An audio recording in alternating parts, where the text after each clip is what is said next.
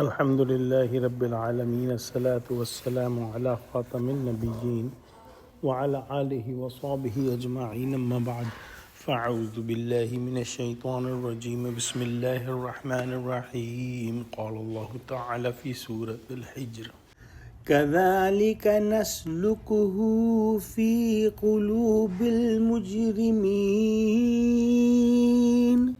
لا يؤمنون به وقد خلت سنت الاولین.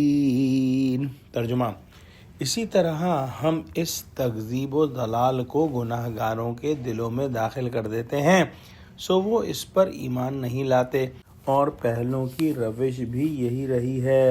یہ مضمون ہم کئی دفعہ پہلے بھی پڑھ چکے ہیں، یعنی جو لوگ ارتکاب جرائم سے باز نہیں آتے اور جرم پر جرم کرتے رہتے ہیں، جھوٹ کو جھٹلاتے رہتے ہیں، یہاں تک کہ اللہ سبحانہ وتعالی ان کے دلوں میں اس طرح استہزاء اور تکذیب کی عادت جاگزیں کر دیتے ہیں.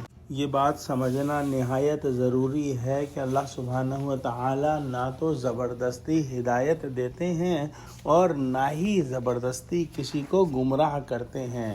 جب انسان حق کو پہچاننے کے باوجود مسلسل اس کو جھٹلاتا رہتا ہے تو اس مسلسل جھٹلانے کی وجہ سے ایک وقت ایسا آتا ہے کہ اس کے اندر سے حق کو پہچاننے کی جو صلاحیت ہے وہ سلب کر لی جاتی ہے، اور اس طرح سے جھٹلانا اور گمراہی جو ہے ان کے دلوں کے اندر جو ہے وہ راسخ ہو جاتی ہے، اور اس موقع پر ان کو کوئی جو ہے وہ حق کی بات سمجھ میں نہیں آتی، اور پھر یہ ہمیشہ یوں ہی جھٹلاتے اور ہنسی کرتے آئے ہیں. اور اللہ سبحانہ وتعالی کی سنت یہ رہی ہے، جھٹلانے والے بالآخر ہلاک و رسوا کی جاتے رہے اور انجام کار حق کا بول بالا رہا.